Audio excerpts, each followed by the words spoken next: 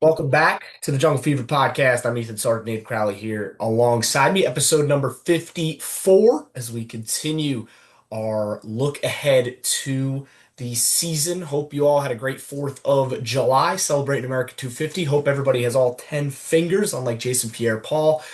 We Wow. are, yeah, sorry, JPP. We're not pulling punches today. But we've got all 10 fingers, like I believe every single player on the Bengals roster, at least fingers crossed. And we are ready to roll on this Tuesday. We're recording one day later today here, July 7th, 2026. We are a few days closer to training camp. We've still got about 3 weeks until players report. But the Bengals are obviously still getting ready. And we had a great conversation last week, and I want to dive right in and pick right back off where we kind of left last week off, which essentially was we spent a lot of time last week discussing the defense, right, and where some areas of improvement could be, where some of these big offensive, or excuse me, some of these big defensive players can come in, make some big changes. And obviously the Bengals went out and did a lot in terms of external additions in terms of improving the defense, right? Last year, the defense, we don't need to rehash it, historically bad. So the Bengals brought in a lot of talent, notably Dexter Lawrence, but plenty of other big players too, whether that was the free agency or draft, Brian Cook, Cassius Howell in the draft, to name a few. But the offensive side is a little bit different and a little bit more interesting because you have an offense that when 11 players start on a football field. The likelihood is that the same exact 11 players that started last year in week number one may well start again in 2026. Aiden, you know how rare that is? 10 It, out of 11. it's going to be 10. I think Yeah, because right guard, because Dalton's going to be the starter, but Dalton played a majority. true, He didn't play true, anything. true, technically. But So yeah, like, your yes. point still stands. Your Yes. point still stands. But even think about, I mean, even you could even say week 18 because everybody was Right. healthy, right, on Right. the offensive side at that point, right? I mean, I think except for Gesicki, everybody was healthy that would be playing on the offensive side for the Bengals.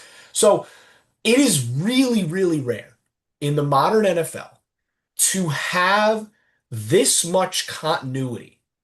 And that goes all the way up to coaches too. I'm blanking out. Dan Pitcher. There he is. Dan Mhm. Pitcher is back.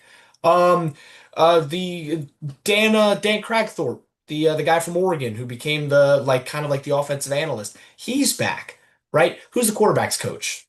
I'm blanking on his name, I but could. Yeah. I've got the There's a lot. There's a lot he's sticking back. around. Basically, He's is what back, you're saying. right? Yes. You've got Scott Peters is back. That's a big name. He did a lot of good things, I thought, last year on the offensive line. He's back. Troy Walters is a name that kind of floated around some offensive coordinating searches last year for the work that he's done with Jamar Chase and T. Higgins and company. He is back. Justin Rascati is the pass game coordinator, who I think did a really good job last year. He's back. And then, like I mentioned, Brad Cragthorpe, he is the quarterback's coach. He is back. So again, a lot of carryover on this offensive staff and on this offensive roster in general. So let's start off this conversation by just taking a look back at what we've seen. Really, I want to focus specifically on these last 2 years, right? With Dan Pitcher, with this offense, with Joe Burrow, and when healthy, of course, that's the asterisk on all these conversations. With Joe Burrow, Jamar Chase, T. Higgins, Chase Brown, this new look now offensive line and all the other weapons. How important is it to have that continuity and being able to carry over all of these bodies from 2024 to 25 into 2026? Oh, it's huge. Like you mentioned, like teams don't really get to do this, especially all their guys. It's very different. And especially all their guys that have been so wildly successful with one another. I think, and I'm gonna throw this out there, and I don't know if people specifically, certain fandoms in the AFC North will have a problem with this.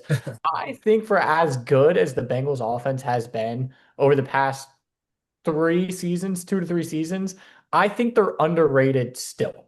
I think what they are able to accomplish from a week in, week out basis with Joe Burrow as a quarterback is almost underappreciated by Bengals fans how good it's been because of how bad the defense has been. So when you keep all those guys together, it's massive, and you can continue to try to build and make it even better. I think that's where our conversation is gonna be. But you just look at when Burrow came back, right? Which was that Baltimore game on the road, Thanksgiving. They go out there, they were pretty near flawless. They put up Yeah, 32 on a good Baltimore defense, torched very them. good.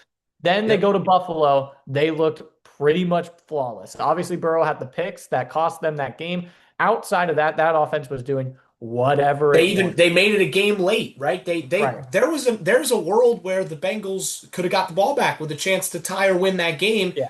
Geno Stone could tackle, right? But Right. again, we know that And then story, and that problem right. has been flushed out, Right. erased, thank Right. goodness. Right. And now he's in Buffalo, so have fun, Bills fans. Right. But Then you yeah, have the Baltimore home yeah. game. They throw it out there. The weather It was was a two horrible. what was it 2 degrees at Yeah. kickoff?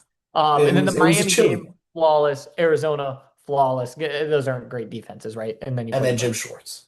Right, right, right. But See ya, cataclysm. that stretch near at the end, I mean, Burrow is averaging like 270 passing yards a game. It's Again, unbelievable. and that foot, I can bet a lot of money that that foot was not fully healthy, right? And that's just who he is, right? He's a competitor. He wanted to play. He knew when he came back, the Bengals, it was an outside chance, but they still had a chance to make something of that season.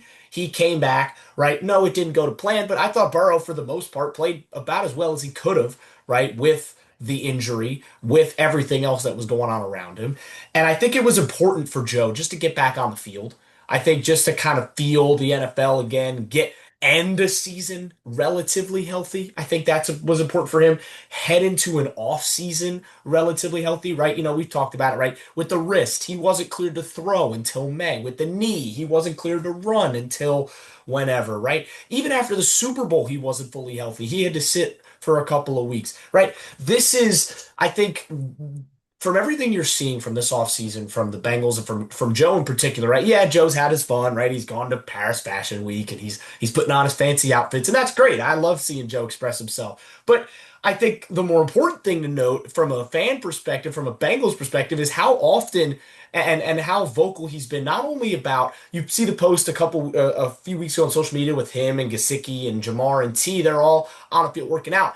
I can guarantee you for every post, there's about 15 other workouts that we don't see, right? They are getting together. They are all working. They are putting in the effort. And it's important because the Bengals head into this season, fingers crossed, I got a wood desk in front of me, knock on wood, pretty healthy, right? You've got Patrick Mahomes, who is rehabbing a very big ACL tear, right? That's a significant injury that takes months, even years sometimes to heal, right? There are a lot of players that are coming back. The Bengals, knock on wood again, are relatively healthy. And that is important, right? Because we talk about continuity.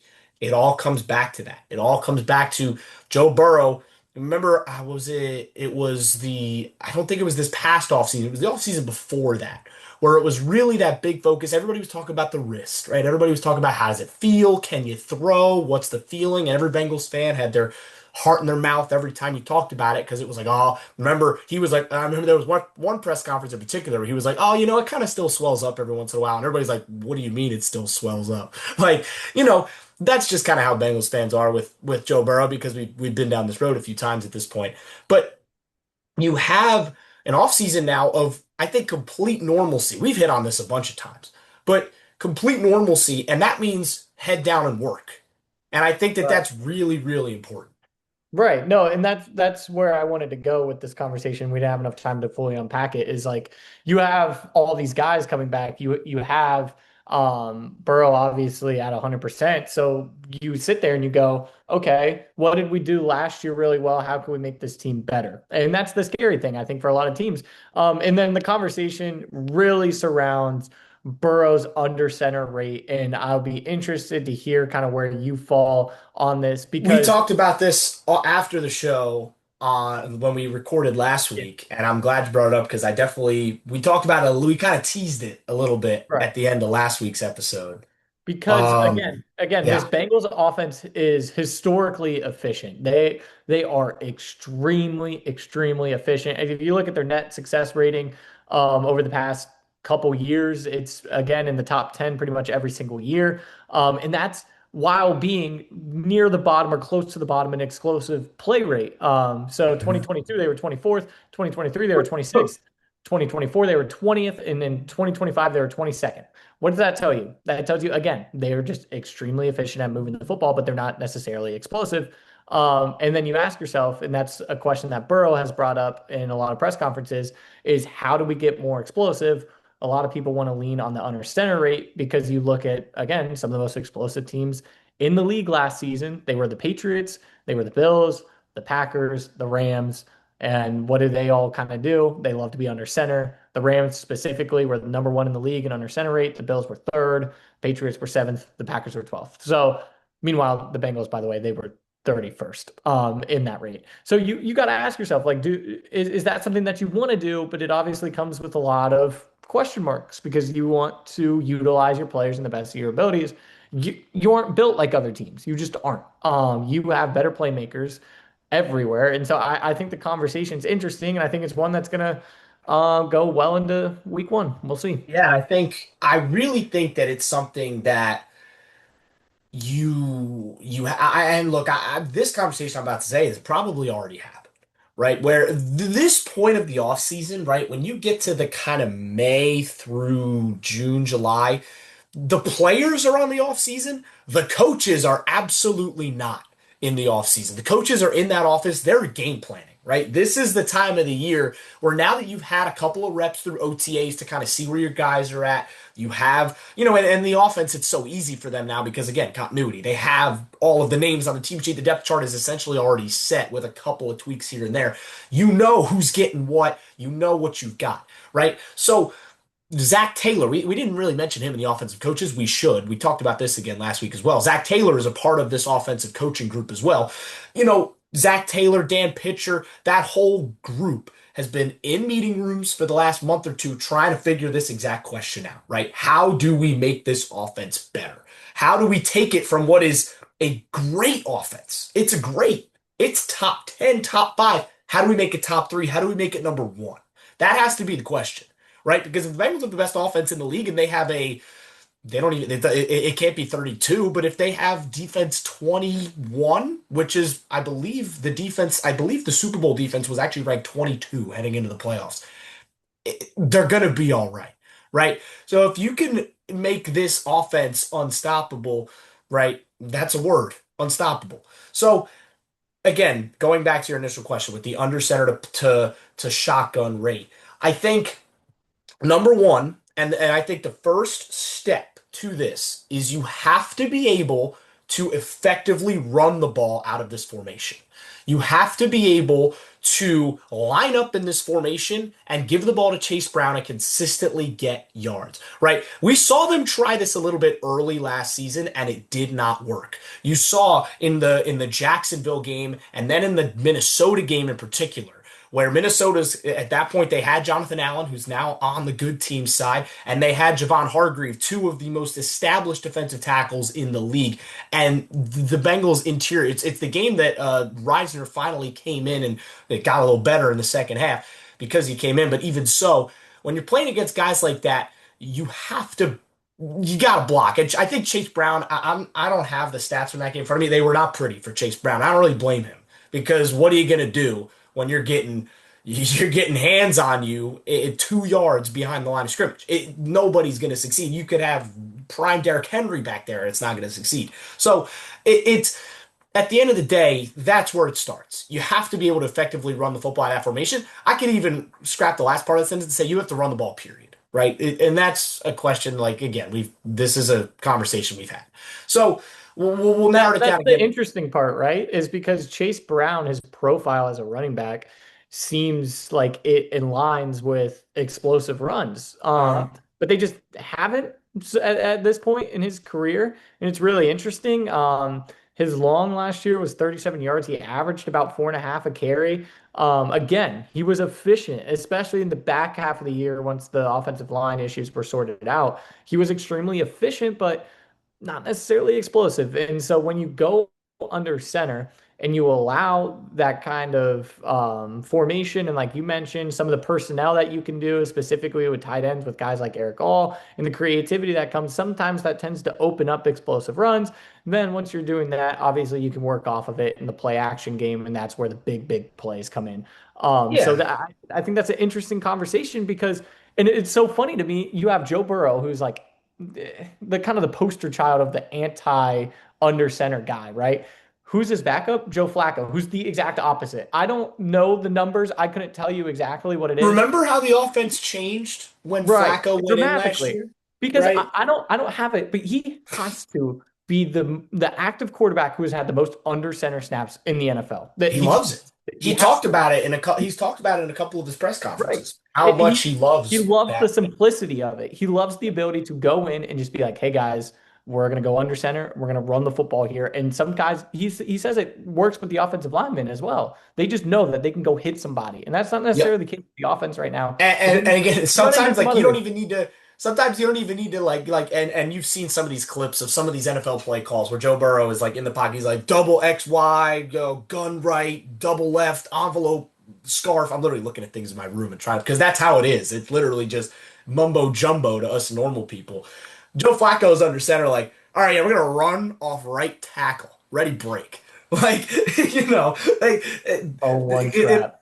yeah, exactly. I'd love to see some more of that from the Bengals. Looking at some of the statistics here, I actually went and while you were talking, I pulled up some of the stats. Chase Brown was 15th in the NFL last year with an 8.2% explosive run rate. But again, like you said, he only averaged 4.2 yards per carry. So it's a little bit of an even keel back and forth there where you have I think a potential for like a I think you could there's a world out there and this is a fantasy world where everything lines up.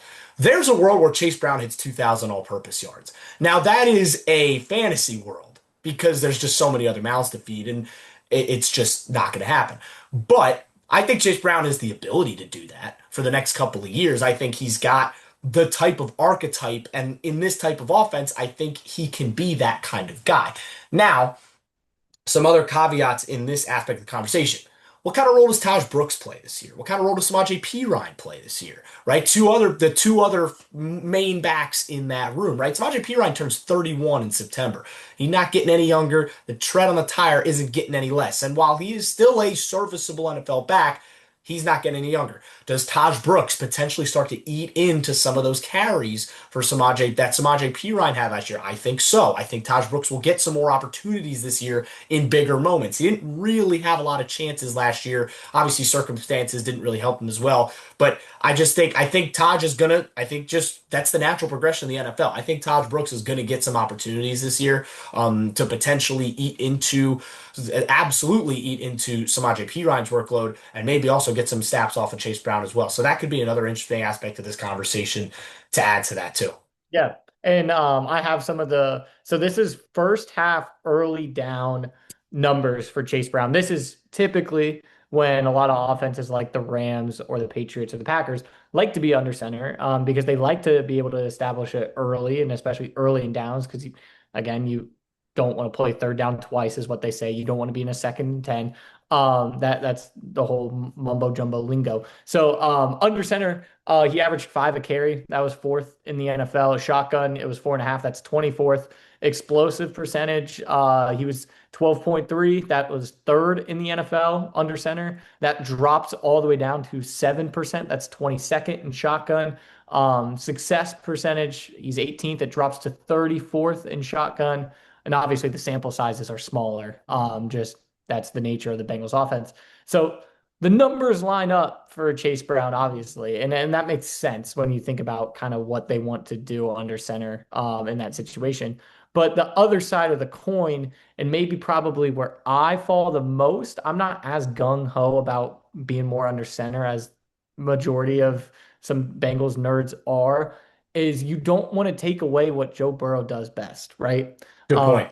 and that is he is the best in the NFL at analyzing, making a read, and putting the ball where it needs to be. There's no one better. I would not take anybody else in the I'll NFL. go as far to say as in the last 20 years, the only person that's better than him is number 12, is Tom Brady. Brady. Right. Right. No. And that's just because Tom has the brain of a superhuman, right? Mhm. Like if you, it's so interesting if you go back and watch Tom Brady. Like if you go back and watch, like literally just pull up Tom Brady highlights, and a lot of these highlights will involve if they have the whole play.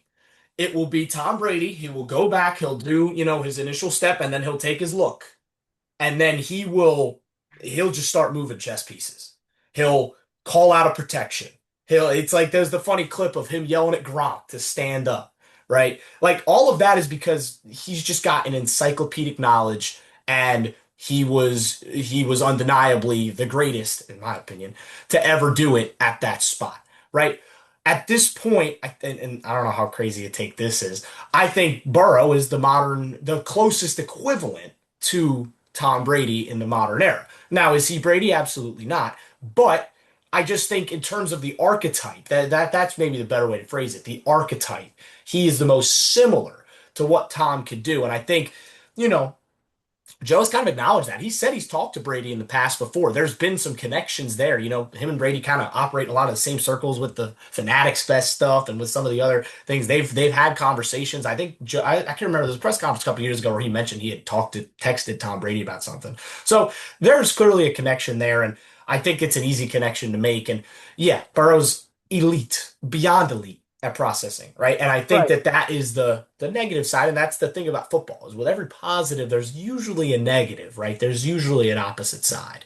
Yeah, so I equate it to like basketball, right? You have Anthony Edwards on your team Right. who, again, will go out there and get you 35 whenever he feels like it. He can go score the ball. And then there'll be moments in the game where you're watching it and you're just like, why hasn't he touched the ball in a minute? And it feels like coaches almost take certain players out in certain stretches. That's the last thing Zach Taylor ever wants to do with Joe Burrow. And especially guys like Jamar Chase, because when you are in shotgun, you have the ability for the quick pass game, for the RPO bubble stuff that works really well with Jamar, etc. So you don't want to take the ball out of his hands, right? And I think that's the interesting spot where Zach Taylor is because the numbers tend to support being under center a little bit more. It tends to lead to more explosive offenses and maybe take some of the pressure off of it. But at the same time, like Burrow's shown he can handle it. Now, another point for the under center crowd is injuries.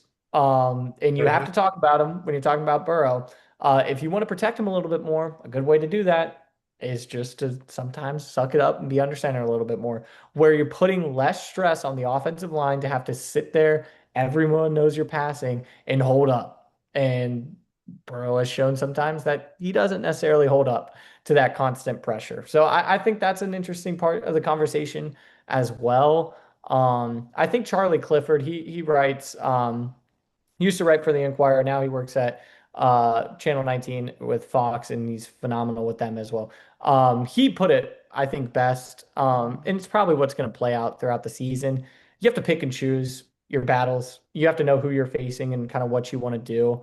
And you just, at the end of the day, you have to let Burrow be Burrow. And I think that's where they're probably going to land. But I wouldn't be shocked. Let me look. Yeah, okay. So Burrow's under center usage over the last couple years. It was its highest in 2021 at 78. That dropped to 18 in 2025. Obviously, injuries tend to impact that. Uh-huh. But I would expect that to jump back up to around where it was in 2022 and even 2020, where he was around like, 5% of the time he'll play under center. You know what I mean? Or excuse me, under center play action. So I would expect it somewhere to be around there. And then guess what? Who knows? Maybe we see more 40-yard touchdown passes to Jamar. I would be a fan of that. I'd That be a and fan of and that watching goes that. all the way back to the way like almost 10 to 15 minutes ago where the conversation first started, which is if you could establish the run, all of and this is just fundamental football. This goes back, this is, these are the concepts that you teach your kids in middle school.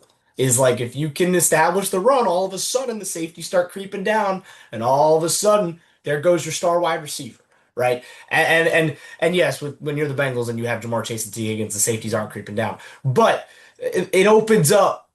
it opens up more opportunities, right? So let's talk a little bit about this receiving room, right? Because I think that there's some interesting dynamics in this room, right? You've got your one and your two, right? Jamar Chase and T. Higgins are your established guys at the top of this room, and then you kind of just have this mess of dudes. I think at this point, Andre Yosebas is a pretty clear three.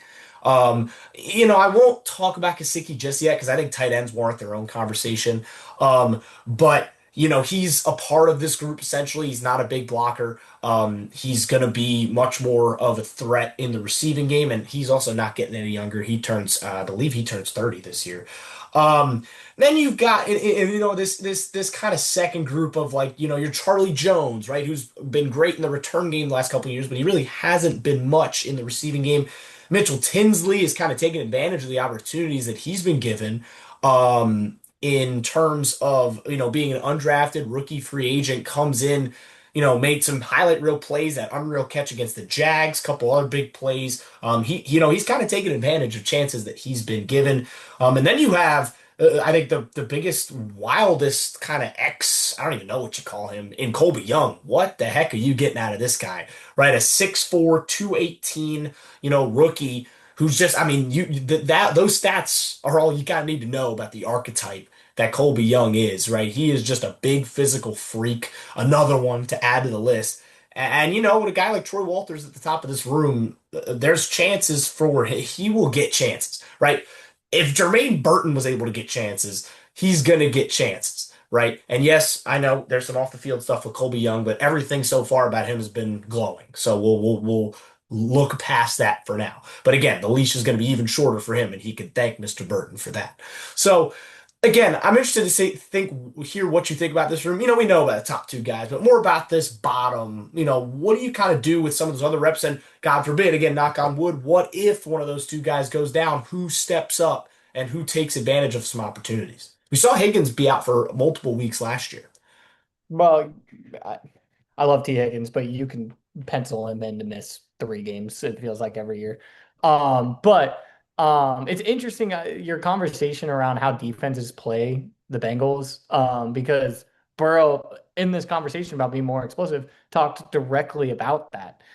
When they burst on the scene in 2021, teams were playing them differently. They just were. They were respecting Joe Mixon a little bit more. They faced a little bit heavier boxes and everything. And defenses play the Bengals way differently now.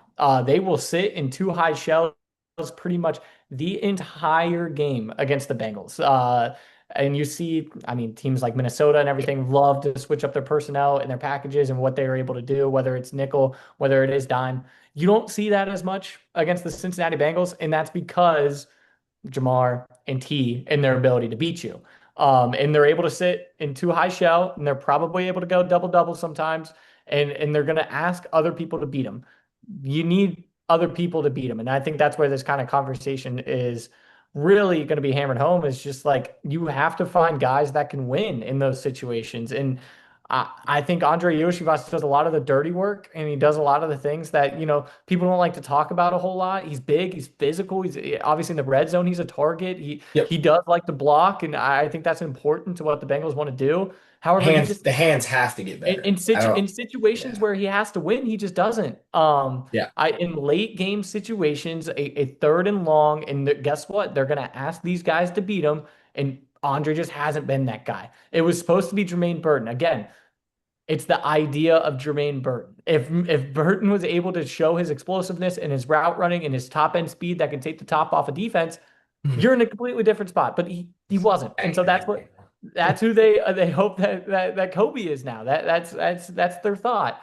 Because right now it's just not sustainable. And you have a guy like Gasecki who's great in his route running and his ability to break guys down. He's a matchup nightmare. However, you just need a guy that you can look at and say, go win. And I think that's the one thing about this defense that's missing right now, outside of course, Jamar and T, because if you ask them to go win against two guys, sometimes they go do it. So it's interesting. I think Kobe probably is going to be looked at as that guy, but I think Andre Yoshivas will always have a role, at least for right now, on this team, just because he does some of the stuff that these other guys just don't do. Yep. 100% agree. I think again, I think like I just said, he's got to be better, and I think he knows that. But he's gonna, he comes into camp with that role, right? And it's on somebody else. If they want to go and be that guy, they got to go and take it from Yoshi. We're getting a little low on time, and I really want to talk about tight end room. So let's get to this tight end Let's room do it. because I don't know if there's a more intriguing room in this offense than this tight end room, just in terms of what it could be, right? Let's knock out the obvious first. Drew Sample and Tanner Hudson are back. Boys are back. Cam Grandy is back. Couple old familiar faces. Um, they I think you know what Drew Sample is, right? He is a very, very, very good blocker. He's not much else, right? That's Drew Sample.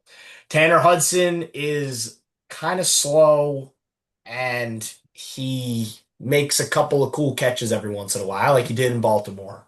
That was cool. That's about all I got for Tanner Hudson.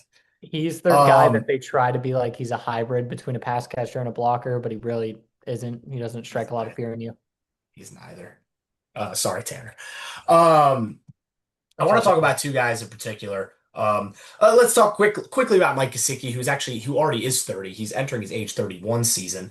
Um, I think it's important for Mike to stay healthy this year, right? Obviously, last year dealt with a lot of injuries, um, a lot of battles just with staying healthy, and that core injury that kept him out for a long time. A lot of kind of nagging stuff that just kind of forced him into, I think, a campaign he'd like to forget. After what was a really good 2024. I think it's important. Consistency is just going to be important for him early in the season, just catching, getting in the rep, getting the feel for the game, right? He's been there. He's 30, he's 30, he's going to be 31.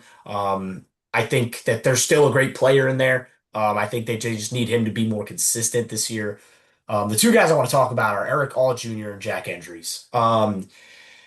Let's start with Endries because I think his is much more of a role for the future than I think they want here's my take. I think they want Endries to be what Gesicki is. I think that they really and Endries is a little bit better of a blocker, a little more of a prototypical tight end. But when you look at what I'm gonna skip his stint at Texas because he didn't really do much in the gunpowder orange for Texas. But you go back to his season at Cal in 2024, Oh yeah, where good. he had a pretty good quarterback in front of him in Fernando Mendoza, and he actually turned into one of Fernando Mendoza's favorite targets at Cal. Put up a really nice season. I think had over 800 receiving yards that year. I think that's the version that the Bengals watched on film. I think when you look at what he was able to do at Cal against, maybe not as good competition, and he dealt with a lot of injuries last year at Texas too, so I'll give him a little bit of a pass for that. But I think that's what the Bengals want to see, and I think that they're going to develop him. I think they want him to learn, and I think that's why injuries really intrigues me as a guy you take that late round flyer on. Yeah, absolutely. I big physical, like you mentioned, he's 6'4", 240. Has the ability to, again, to not stretch the field. He's not like a burner or anything, but he poses a question for a lot of defenses is like, who are you going to put on him? Are you going to put on a linebacker? I think he has the ability to beat a backer one-on-one, but if you put a safety on him, he's going to box you out because he's strong.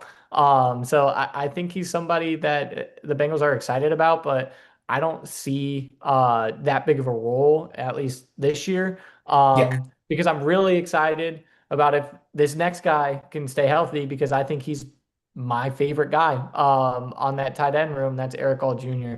I think he has a chance to really, really have a role if he can stay healthy. I think if there was an underrated players list on the Bengals, Eric All Jr. is number one by a pretty long margin.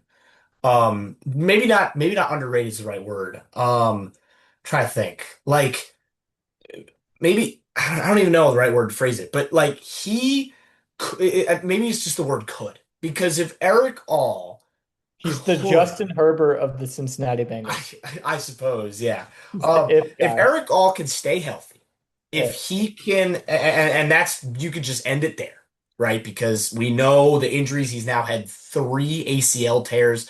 I think, unfortunately, and I hate to say this, if there's another tear, I think his career is over, which is a sad thing to say, but. when you have three ACL tears, it is just so difficult. The fact that he's even trying to come back from this one is already impressive enough, and it cost him a season and a half, right? He tore it against, I think, in what I think week 5 or 6 of the 2024 season, and we have not seen him. We didn't see him at all last year. So, I think with Eric All we saw in such a flash in the pan a few games what he can be. And it's that classic NFL tight end. Blocker first, right? He really leveled up that run game when he was in the field playing and making blocks. And then all of a sudden, he's coming out of the backfield and catching passes. He's hurdling people. He's doing things you haven't seen a Bengals tight end do in a long time. And again, it all comes back to health for him. But you said it, Swiss Army knife potential for Eric All Jr. The big question is, and it will be for really the rest of his career, can he stay healthy? Yeah, so you want to kind of circle back to the other conversation under center and the ability to be multiple, the ability to pose a threat in the run and the pass at the same time. Eric All Jr. is that linchpin because right now you can't inline a guy like Mike Gesicki in a heavy 12 or 11 personnel under center set and have teams expect you to run the football. Gesicki's just not going to do that. And then you can't have Drew Sample out there and have teams caught off guard about the play action pass because that's just not the profile doesn't match. Eric All Jr. is that guy that has the ability to do both. And I think that's what is so exciting about this team. They lined him up at fullback at times in his rookie season, and he just went out there and mauled people. I mean, they gave him a full head of steam, and they were just able to follow right behind him, and he just blew He is stuff a open. physical And freak, man. and that's the thing, right? And he also has that ability to, act and feint basically like he's coming up to run block, boom, pull off you, and all of a sudden he's streaking down the middle of the field in a cover two, and you have a big play. I think that's his role, and it's I think the Bengals would be so excited to have him because he just poses a threat that I think not a lot of these guys in this I room don't think have. anybody else in that room poses Right, that threat, and that includes Gesicki, right? I right, think, exactly. it's just a different type of player, different type of tight end, and it's a difficult matchup for a linebacker or even a slot safety or a slot corner, excuse me. It's difficult. We didn't even get to the offensive line, and that kind of warrants its own conversation. So that's going to have to get picked up next week because we're pretty close to running out of time. Um, but I think when we get closer next week, again, we haven't, in terms of modern news, we haven't heard much. DJ Turner's still hanging out. I don't honestly don't anticipate it picking up really until maybe a day or two before camp. I think it'll probably be a couple weeks. They may be close, but I don't think it'll happen. And then there's plenty of other questions. Chase Brown, Miles Murphy, some of those other guys, Dax Hill. We'll see, right? It's all kind of wait and see stuff with all those guys. So yeah, quiet week, but we made it a fun one. There's still plenty more to talk about. Obviously, this Bengals team has a lot of potential, and we are waiting and seeing now. The countdown to football is real. It is 68 days until week number one from today. You know what famous Bengal wore 68? Bobby Hart, the worst contract in Cincinnati Bengals history. They gave him $21 million a year. May they never, ever do that again to Jason a player Pierre-Paul and Bobby Hart to that bad. start and bookend the episode.